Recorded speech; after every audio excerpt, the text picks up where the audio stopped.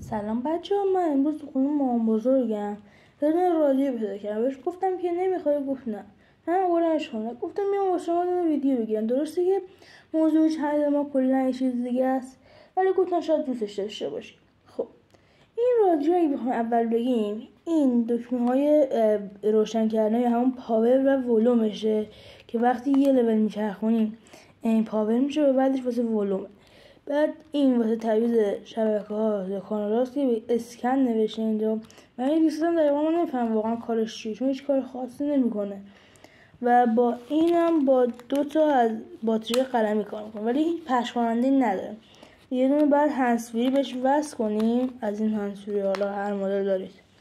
بعد حالا بخوام واسهتون صداش هم دقیق رکورد کنم یه ثانیه خاصی من بهتون نشون میدم.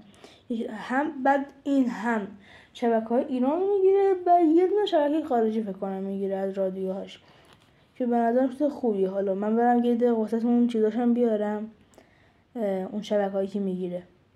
بچه‌ها اینم صداشه، حالا اگه خواستین ببینین من فکر کنم بعد صداش بیاد، ولی گوش کنید.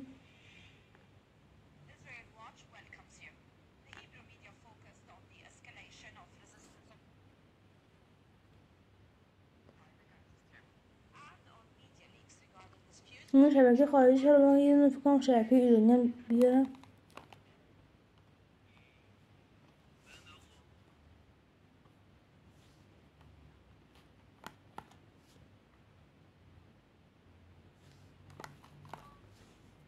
این شبکه ایرانشه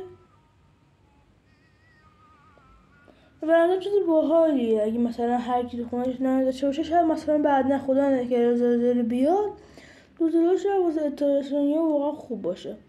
و اینم اندازه‌شو بخوام بهتون بگم، بچه من اندازه‌هاشم گرفتم و اندازه‌ش بود 6:4.5 که میشه گفت خیلی اندازه خوبی واسه رادیو.